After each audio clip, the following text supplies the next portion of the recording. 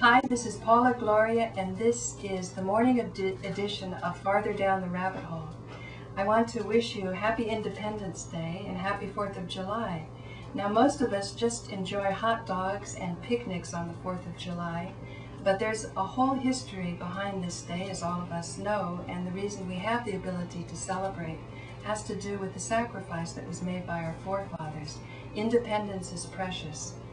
And this show is brought to you at 7:30 in the morning, and it's going to be a special show with Webster Tarpley, who's the expert I've had on past shows on 9/11 Truth.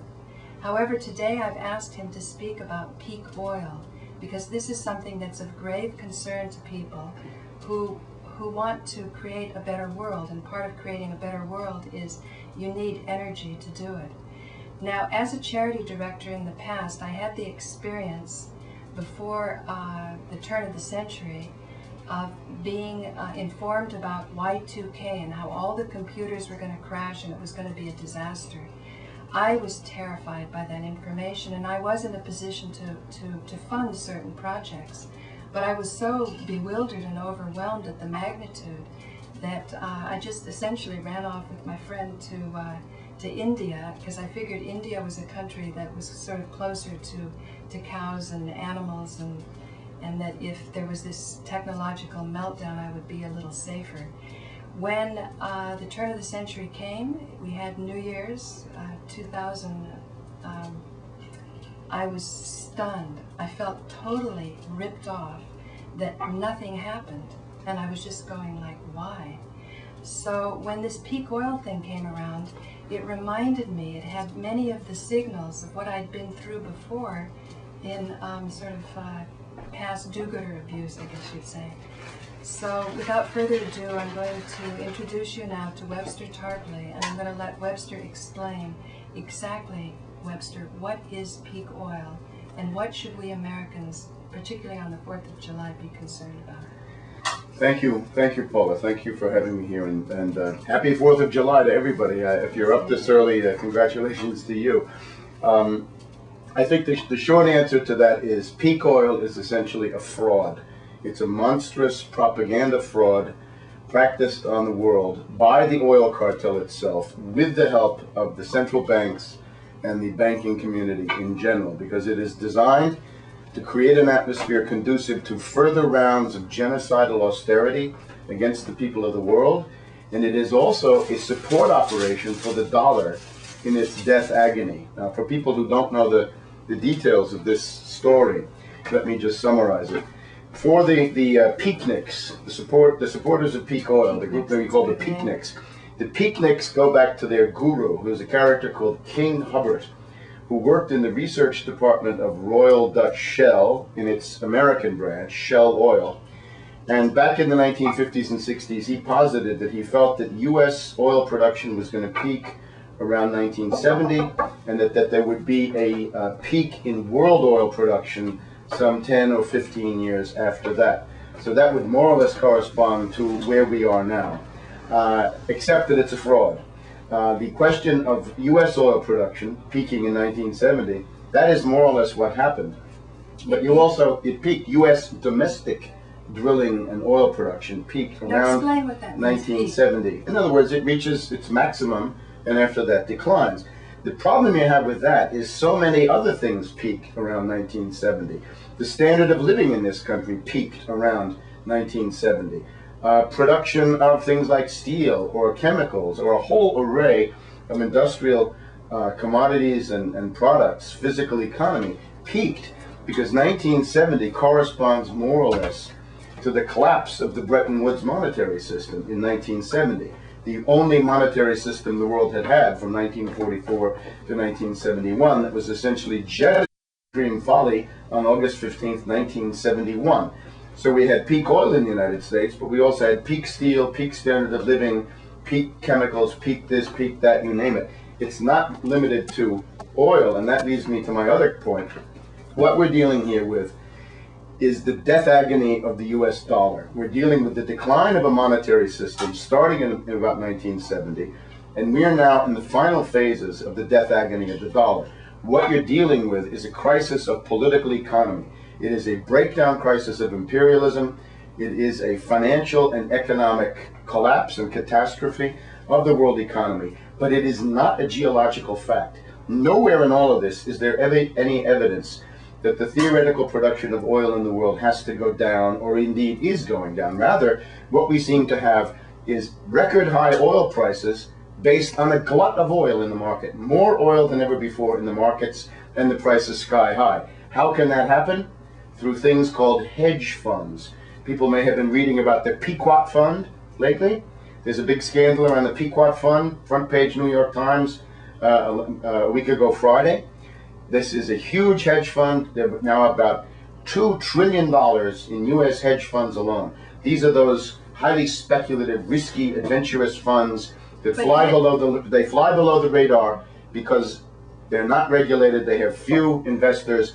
In the German election campaign last year, in 2005, it was said by the Chancellor of Germany, Gerhard Schröder, that if the price of oil is $70, $20 to $30 of that is pure hedge fund exploitation, pure speculation. The fact that these hedge funds are selling this oil thousands and thousands of times, buying it, selling it back and forth, thousands of cycles before it ever gets to the market. So it's bad enough, of course, that we've got a heavily cartelized oligopoly. The oil cartel is not OPEC. OPEC is the scary boogeyman oil cartel that they use to scare the people in the West. The real oil cartel is typified by ExxonMobil, Royal Dutch Shell. It used to be called the Seven Sisters. It's now down to 4 sisters or 5 sisters. It's completely cartelized. And these people have simply decided that they're going to restrict production, that they're not going to build refineries, and therefore you're getting gouged at the tune of $3 to $4 per gallon.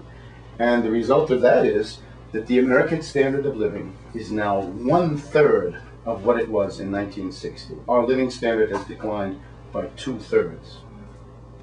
Yeah, that makes sense. I mean, I saw baby pictures of me in the 50s, and I was pretty well dressed. Now, just in terms of the political uses of this, viewers may have noticed in Al Gore's interview with Larry King, and I'm sure in many other interviews, Gore is now doing a series of interviews around his Malthusian Apocalypse Can you movie. explain Malthusian? I'll get to Malthus in just a minute. But Gore told Larry King that he believes in peak oil.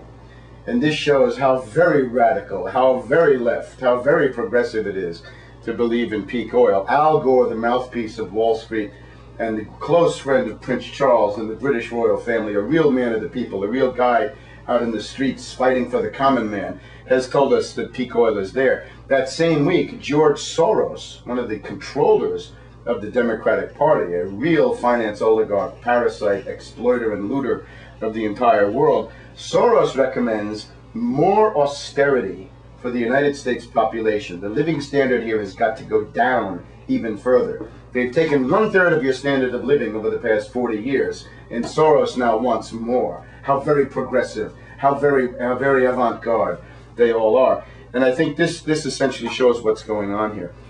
If you believe that the death agony of the dollar is a crisis of political economy, then you're going to blame the people who actually carried that out. Who's responsible? Robert Rubin, Felix Rohatyn, George Soros, Warren Buffett, the huge financiers, George Shultz, who speaks for a whole coterie of financiers, the people who pick Bush, pick Cheney, pick the Vulcans, pick the current cabinet, and so forth. You're going to say, if there's a depression, who should pay for it? The finance oligarchs should pay for it. Let's tax their $500 trillion of derivatives. Let's hit them with a nice tax increase. For example, we just had Warren Buffett give Bill Gates almost $40 billion. That is a scandal. This system is wrong if a parasite like Buffett can give the monopolist Gates $40 billion. If we could expropriate that money, we could fund a single-payer national health care system for the whole country for the best part of a year. And instead now, Bill and Melinda are going to get to make the decisions, and then they'll be fawned on by all the anchor people at CNN who think it's so wonderful that these two rich exploiters have been able to get together. So if you believe it's a crisis of political economy, you're going to say let's take that out of the hide who inflicted all of this on the world. Political economy. Political economy. Geological reality. The geological, it's not a geological reality, it's hokum. We have a glut. It's a glut. You've got a glut. There's no shortage of oil. You've just got hedge funds coming in there with $2 trillion. And this is the one sure bet, is that it's going to go up, they think, because they've got this oligopoly control of production and indeed of refineries. If you believe it's a geological crisis, the picture shifts radically. In that case, you are responsible with your imprint, right? Your wasting of oil and whatever else it is. And therefore, if it's a geological phenomenon, then everybody is responsible, and everybody has to undergo genocidal austerity. Now, we're at the point where that will begin to kill people in the United States, as it has long been doing in the third world. In other words, if you go to Africa, if you go to the interior of the Horn of Africa or Sahel, sub-Saharan Africa, you will find genocide going on, and the high price of oil is a significant part of that genocide. That kind of genocide will then begin to come into the United States. I've just been at the Alex Jones 9/11 conference in Los Angeles. I've been at the Chicago 9/11 conference, and one of the things that Alex Jones and some others did in their interventions is to attack Malthusianism, and we'll get to Malthus in just a minute. But the idea is that the genocide you associate with the impoverished areas of the third world will be coming here. That is the idea of peak oil. If you believe in peak oil, if there's a strike, you'll be a strike breaker. You'll say, oh, those workers, they shouldn't get any more money. They'll just consume. Let's cut their wages. Let's send them to the poorhouse. If there's a country in the third world that wants to improve its standard of living, then you'll say, smash them. Let's join the Bush administration in bombing Iran. This is 200 memo back from the early 1970s, in which he said, we have to take measures for genocide against third world populations, because otherwise those populations will consume our oil, meaning the oil in the world. Now, there's no point in being in politics if you're going to tolerate genocide. I think the lesson of the Holocaust is simply never again means never again, not to anybody, not to any, under any circumstances. So we have to find a way to get out of this stuff without... So you're for power for the people, all the people. Absolutely. Now, let's just look into the logic of peak oil a little bit. This stuff is based on Malthus. Parson Thomas Malthus lived in the first half of the 19th century. He was the main ideologue of the British Empire. And people probably know his idea that the population increases geometrically and food supplies increase arithmetically. World history shows that reality is approximately the opposite of that. That if you have a good economic policy, your food supply can increase geometrically and your population growth will slow down, because you'll have people coming into the middle class, and they'll restrict family size compared to a peasant economy. So reality is the reverse of what Malthus says. Malthus, of course, was a charming fellow. He was a member of the Church of England, and his argument was to the capitalists. He said, you know, you guys are going to have crises of overproduction. There's never been a crisis of overproduction in the history of humanity. But Malthus says that that's what it was. And the reason he said this was his famous argument, the church with a capacious maw, that is a big mouth, is best. What he said was, you capitalists fund guys like me, a totally parasitical class of priests, and we'll make sure that we consume everything you produce, so you won't have any crises of overproduction. So that's Malthus. A contradiction? Absolutely, it's a complete fraud. I mean, no, Malthus is not a real thinker. Geometric versus arithmetic. He's completely wrong. He's completely wrong on everything, because he's not a serious thinker. He's a fraud. Malthus is a fraud. Malthus is also a plagiarist. This is probably something that I know better than maybe anybody in the world. Malthus was a plagiarist. Everything that Malthus says was derived from an earlier thinker, another kook, if you like, a cultist kook, named Gianmaria Ortes of Venice, O-R-T-E-S. Look him up on the internet. You'll probably find something written by me about it. Ortes, in 1790, invented the concept of carrying capacity. Now, he's coming out of the decadent Venetian Republic about 10 years from the end. He's about 10 years from the moment when Napoleon comes in and flattens Venice and puts an end to this monstrosity that had been tormenting Europe for a couple of centuries. So out of the most decadent oligarchical state in Europe, dominated by the Council of Ten and secret intelligence agencies and a police state like nothing has ever been seen in Western Europe up to that point, comes Ortes, and he says, that the world is going to have an absolute limit of 3 billion people. Well, I guess he's a little bit off. We're already at twice that, and we could I think accommodate even more as long as you have the right technology. And that's the other key, is that based on his copying of Ortes, Malthus always excludes technological progress. Nowhere in Malthus or in Ortes is there idea that technology can increase the size of the available economic pie. As a matter of fact, Ortes is also the inventor of the so-called zero-sum game, where he says any advance in anybody's standard of living anywhere in the world is paid for by somebody else losing. And this is simply wrong, because actual economic progress implies rates of real surplus because of the application of technology and science and labor power, which can raise the living standard of the world. The Malthusian universe is a block universe. You get into the Malthusian universe, everything becomes impossible, because you can't use the human mind, you can't use science and technology to solve anything. You're simply doomed to increasing levels of genocide as your society collapses. So Malthus is absolutely a blind alley. This notion, if you read, for example, the Princeton professor DeFays, D-E-F-F-E-Y-E-S, he writes about carrying capacity, and he says that the idea of carrying capacity was invented by Verhulst in Belgium, V-E-R-H-U-L-S-T, says DeFays. And of course, that's just wrong. That's crazy, because the concept of carrying capacity is Jean Maria Ortes 40 years or 50 years before that. So the other problem with peak oil is this. It is not an empirical survey of oil fields in the world to see how they're doing, where they're going. It's not that.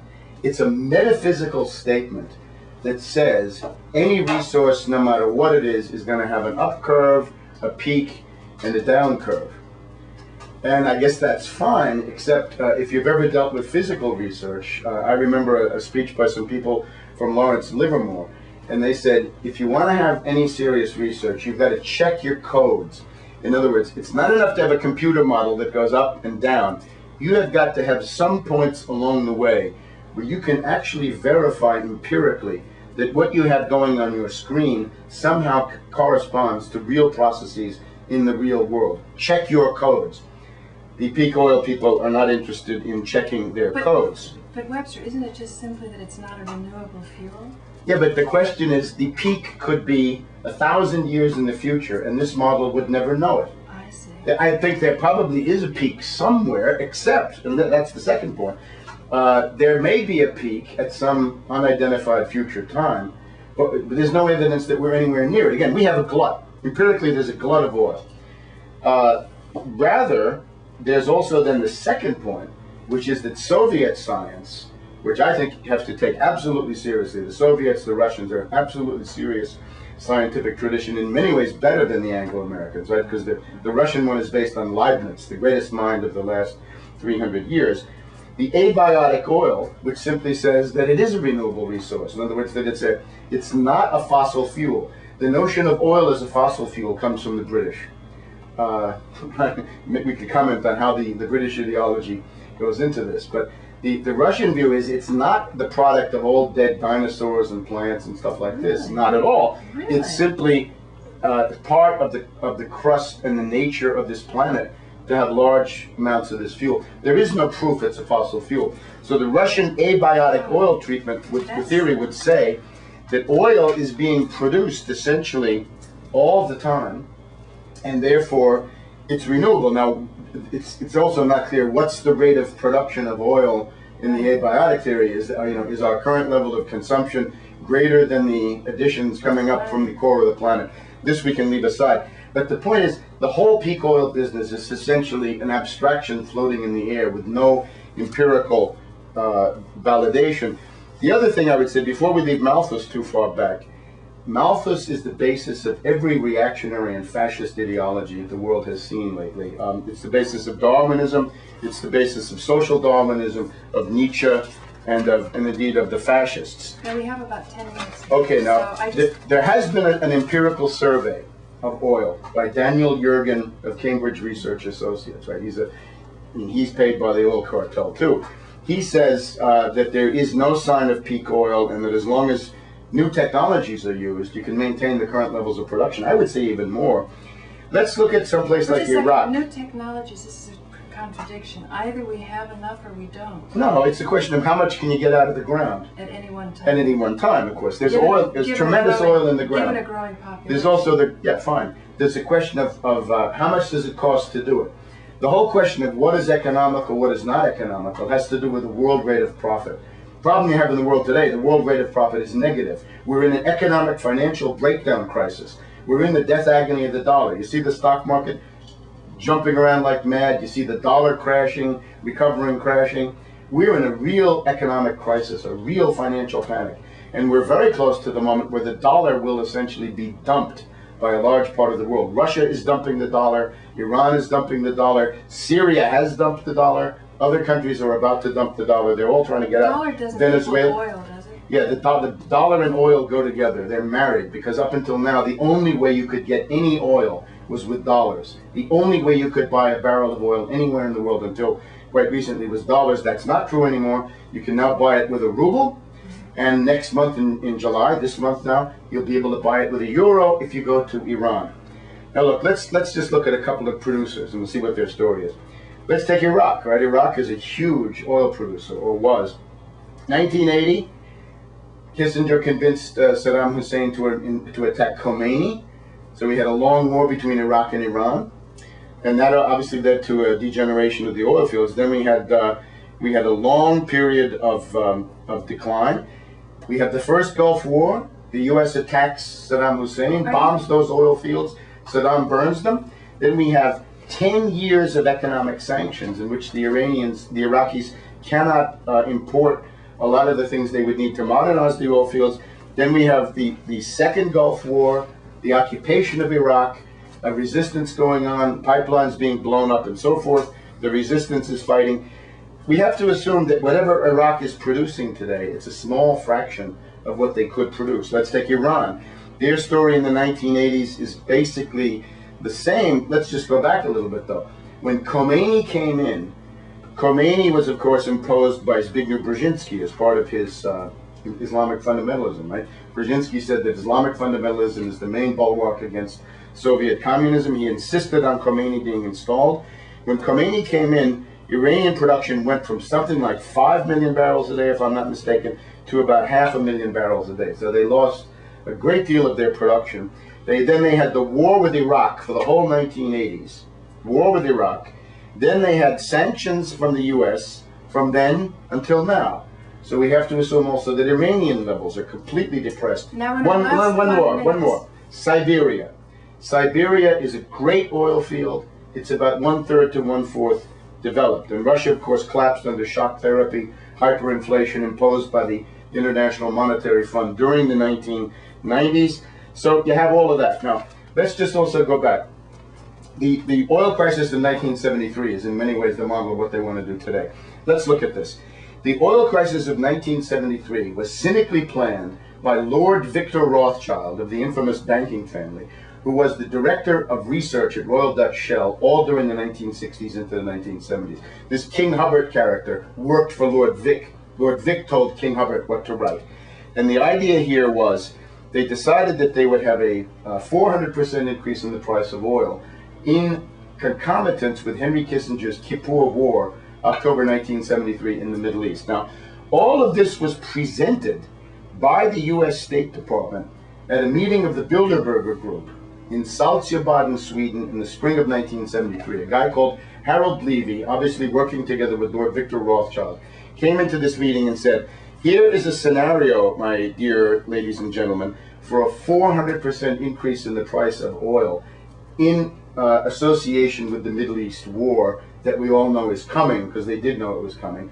And this is what they did. The so-called Arab oil boycott was a propaganda exercise. There never was any interruption in oil in October of 1973 into 74. Indeed, the tankers were circling off Bayonne, New Jersey, and off the various Gulf ports because the price of oil was so high in the U.S. that everybody was sending tanker loads to cash in on that price.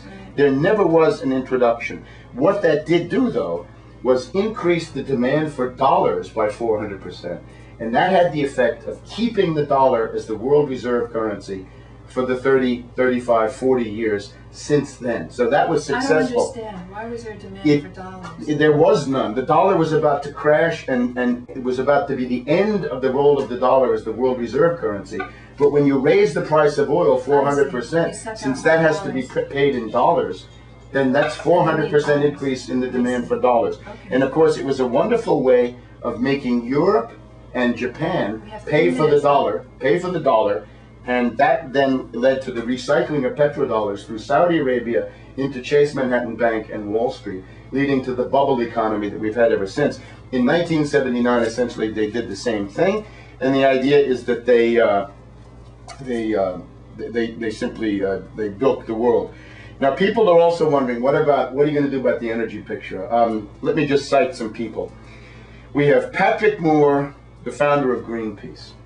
We have James Lovelock, the author of the Gaia hypothesis, the notion that the biosphere is a living creature, and there's a lot to that. Stuart Brand, the author of the Whole Earth Catalog, and Bishop Montefiore, the founder of the Friends of the Earth. The common denominator of all of these people is these are the founding fathers of the environmentalist movement back in the 1960s. And they have all come to the conclusion that if you take global warming seriously, which they do, you must go to nuclear energy. You must build hundreds of nuclear reactors around the world. It's the only alternative. These so-called alternative energies, solar, wind, and so forth, are very good for specialty applications, and ethanol is the same thing. The problem you have is that you put in more energy than you'll ever get out of these contraptions in their lifetime. So for certain things, if you're out in the middle of the desert and you need a photo cell, that's fine. But you can't use that to power a city or an industrial economy. We also have out in Washington State, we've got Mark Wilson running for the Democratic nomination for Senate, and he's talking about the integral fast reactor, which is a new design of nuclear reactor that essentially consumes most of its own waste. So I think it is high time to get rid of the economy based on the automobile and the internal combustion engine and all these cars on the roads. But then you have to have a realistic alternative. In any case, peak oil is a fraud. It comes from the oil cartel, from the banks, from the Federal Reserve, and it's a fraud, and people should disregard it. Okay, is there anything to do? Don't believe it, and find ways to, again, the answer to all of this is a good dose of 9/11 truth, and you can sweep aside. Because the peak oil people have essentially tried to wreck the 9/11 truth movement. Peak oil people are generally incapable of advancing to a real understanding of what happened on September 11th. So that's another very important case. Okay, so we get people over that shock and they can comprehend new realities. I hope so. Well, Webster, thank you so much for joining us, and thank you for joining us. If you have any comments and questions, and I think you should, you can contact me at rabbitholecentral@earthlink.net or visit Webster Tarpley's website, tarpley.net. There's a lot of information you can download. Or Amazon.com if you're interested in this book. Definitely. 9/11 Synthetic Terror, made in USA. Thank you so much for joining us. My pleasure. Happy 4th of July. Happy 4th of July.